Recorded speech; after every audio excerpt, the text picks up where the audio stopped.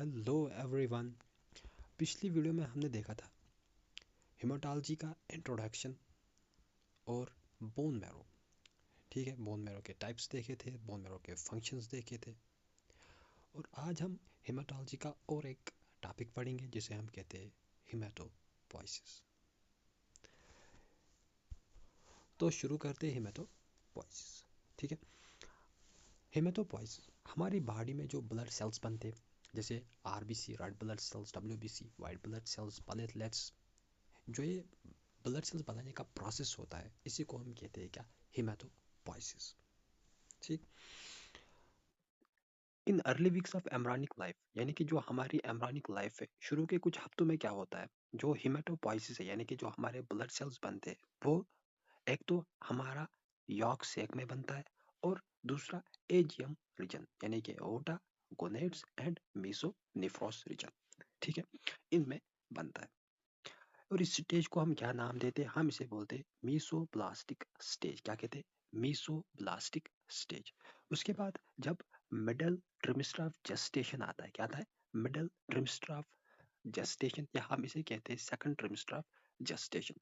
और इस वक्त जो हेमाटोपोइसिस है यानी कि जो ब्लड सेल्स बनती है, वो कहाँ बनती है, एक तो लिवर में बनती है, मेन साइट होता है, और दूसरा स्प्लीन में, और हमारे लिम्फ नोड्स में। कहाँ बनते हैं, लिम्फ नोड्स में। ठीक है, और इसमें जो है हमारा लिवर मेन साइट होता है, इसीलिए हम इस स्टेज का नाम रखते हैं क्या, हेपेटिक स्टेज। क्या रखते हैं, हेपेटिक स्टेज। और उसके बाद क्या होता है, जब लास्ट मंथ ऑफ जेस्टेशन होता है, लास्ट मंथ ऑफ जेस्टेशन होता है, और बर्थ के बाद जो हमारे ब्लड सेल्स होते हैं वो कहाँ बनते हैं, बोन मैरो में। कहाँ बनते हैं, बोन मैरो में। और इसी को हम नाम देते हैं क्या, माइलाइट स्टेज। क्या बोलते हैं, माइलाइट स्टेज। तो क्या पढ़ा हमने, एक तो हमारे पास मीसोब्लास्टिक स्टेज होता है, जिसमें क्या होता है, जो ब्लड सेल्स बनते हैं वो यॉर्क सैक में बनते हैं, और बनता है एजियम रीजन में, यानी कि एओर्टा, गोनेड्स एंड मीसोनेफ्रॉन्स। ये कब होता है, early weeks of embryonic life. ठीक है, और दूसरा स्टेज क्या होता है, हेपेटिक स्टेज, जो मिडिल ट्रिमेस्टर ऑफ जेस्टेशन यानी कि सेकंड ट्रिमेस्टर ऑफ जेस्टेशन में होता है। इस वक्त ब्लड सेल्स कहाँ बनते हैं, एक तो लिवर में, जो मेन साइट होता है, इसी के बेसिस पर नाम दिया जाता है इस स्टेज को, रखा जाता है क्या, हेपेटिक स्टेज। उसके बाद होता है कहाँ, स्प्लीन और लिम्फ नोड्स में। ठीक है, और उसके बाद जो तीसरा स्टेज है, माइलाइट स्टेज, इसमें क्या होता है, ये लास्ट मंथ ऑफ जेस्टेशन और बर्थ के बाद जो हमारे ब्लड सेल्स बनते हैं वो कहाँ बनते हैं, बोन मैरो में। ठीक है, अब देखो यहाँ पर जो ये नोट दिया हुआ है, blood cells production occurring outside the bone marrow, यानी कि बोन मैरो के बगैर अगर कहीं भी हमारे ब्लड सेल्स बन रहे, जैसे लिवर में बन रहे, या ऑक्सिक में बन रहे, या एजियम रीजन्स में बन रहे, या स्प्लीन, लिम्फ नोड्स, जहाँ कहीं भी बोन मैरो के बगैर हमारे ब्लड सेल्स बन रहे, तो इसे हम क्या कहते हैं, एक्स्ट्रा मेडुलरी हेमाटोपोइसिस। क्या कहते हैं, extra medullary hematopoiesis, blood cells production occurring outside the bone marrow, called extra medullary hematopoiesis। Okay, ठीक है, यहाँ तक समझा। अब देखो आगे क्या होता है। अब बर्थ के बाद जो भी ब्लड सेल बनेगी, वो बनेगी कहाँ, हमारे बोन मैरो में। ठीक है, हमारे बोन मैरो में, लेकिन बनेगी किससे, एक सिंगल टाइप ऑफ सेल से, जिसे हम कहते हैं क्या, PHSC। PHSC यानी कि प्लूरिपोटेंशियल हेमाटोपोइटिक स्टेम सेल, यहाँ जिसे हम दूसरा नाम भी देते हैं प्लूरिपोटेंट हेमाटोपोइटिक स्टेम सेल, चाहे आप प्लूरिपोटेंशियल हेमाटोपोइटिक स्टेम सेल्स कहे या प्लूरिपोटेंट हेमाटोपोइटिक स्टेम सेल कहे, बात एक ही है। और देखो ये क्या होती है, ये PHSC जो होती है, ये होती है हमारी कोमेटेड stem cells. Committed stem sales मतलब ये सिंगल सेल आगे जाकर बहुत सी सेल्स बना सकती है, इसीलिए इसे कहते हैं क्या, committed stem cells. Committed stem cells. देखो मान लो हमारे पास, देखो पहले क्या होता है, PHSC यानी कि प्लूरिपोटेंट हेमाटोपोइटिक स्टेम सेल, या जिसे हम कहते हैं प्लूरिपोटेंशियल हेमाटोपोइटिक स्टेम सेल। ये क्या बनाती है, ये बनाती है आगे जाकर क्या, colony forming unit spleen. Colony forming unit spleen, और कॉलोनी फार्मिंग यूनिट स्प्लीन से आगे जाकर क्या बनता है, colony forming unit blast. Colony forming unit blast. उसके बाद बनता है colony forming unit erythrocytes. Colony forming unit erythrocytes, जिससे बनता है क्या, एराइथ्रोसाइट्स। एराइथ्रो मोनोसाइट्स। ऐसे ही जो हमारा ये कॉलोनी फार्मिंग यूनिट स्प्लीन है, इससे बनता है colony forming unit granulocytes and monocytes. Colony forming unit granulocytes and monocytes. और यहाँ से क्या बनता है, एक तो बनता है ग्रेन्युलोसाइट्स जिसमें हमारा न्यूट्रोफिल्स आता है, यूसेनोफिल्स आता है और बेसोफिल्स आता है, ठीक है। और और क्या आता है, मोनोसाइट्स। मोनोसाइट्स मोनोसाइट्स क्या बनाता है, मैक्रोसाइट्स। क्या बनाता है, मैक्रोसाइट्स, ठीक है।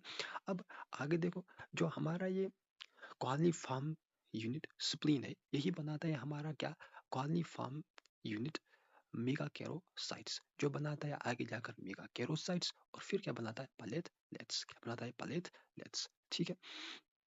ऐसे ही यहाँ पर देखो, मैंने एक चीज लिखा है, जो पीएचएससी है, ये अपने से अपनी जैसी और सेल बना सकती है, ठीक है।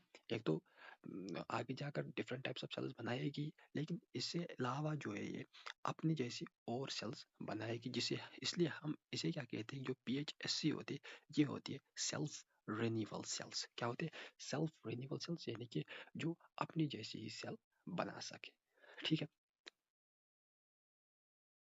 तो इसी से जो पीएचएससी है, इसी से बनता है हमारा क्या, lymphoid stem cell. Lymphoid stem cell, इससे क्या बनता है, टी लिम्फोसाइट्स, और क्या बनता है, बी लिम्फोसाइट्स। देखो एक बार और देख लेते हैं।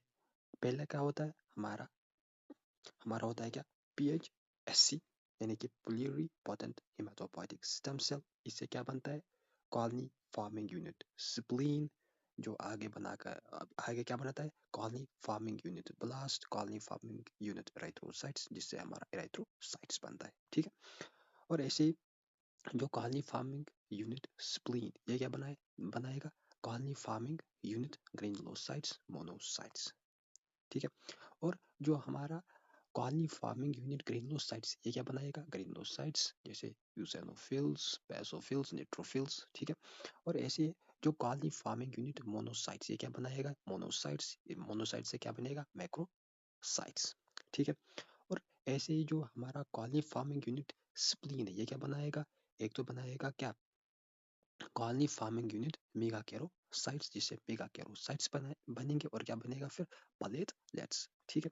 और ऐसे ही पीएचएससी में एक कैपेसिटी होती है, ये अपनी जैसी सेल बना सकती है, और इसी को कहते हैं सेल्फ रिन्यूअल। क्या कहते हैं, सेल्फ रिन्यूअल, यानी कि पीएचएससी, ओके, अपनी जैसी बहुत सी सेल्स बना सकती है, इसी को कहते हैं सेल्फ रिन्यूअल। और ऐसे ही जो पीएचएससी ये बनाती है लिम्फ एलएससी, यानी कि लिम्फोइड स्टेम सेल, जिससे टी लिम्फोसाइट्स और बी लिम्फोसाइट्स बनते हैं। अगर हम क्या करेंगे, जो हमारे एरेथ्रोसाइट्स, एरेथ्रोसाइट्स जब हम एरेथ्रोपोइसिस पढ़ेंगे, तो इनके स्टेजेस हम अलग से पढ़ेंगे। फॉर एग्जांपल एरेथ्रोसाइट्स बनता कैसे, इसके पहले स्टेज क्या होते हैं, जैसे प्रो एरेथ्रोब्लास्ट होता है, बेसोफिलिक एरेथ्रोब्लास्ट होता है, तो वो स्टेजेस पढ़ेंगे उस टाइम हम, ठीक है, एरेथ्रोपोइसिस जब पढ़ेंगे। ऐसे जब ग्रेनुलोपोइसिस पढ़ेंगे तो ग्रेनुलोसाइट्स के स्टेज पढ़ेंगे, ठीक है। मोनोपोइसिस पढ़ेंगे तो मोनोसाइट्स के स्टेज पढ़ेंगे उसमें, ओके। ऐसे ही प्लेटलेट्स के स्टेज भी पढ़ेंगे, ओके। लिम्फोपोइसिस पढ़ेंगे, तो ये सब को हम क्या अलग से डिस्कस करेंगे। जो भी आप यहाँ पर देख सकते, जो ब्लैक कलर से दिए हुए यहाँ पर, इन सबको हम क्या करेंगे, अलग से डिस्कस करेंगे।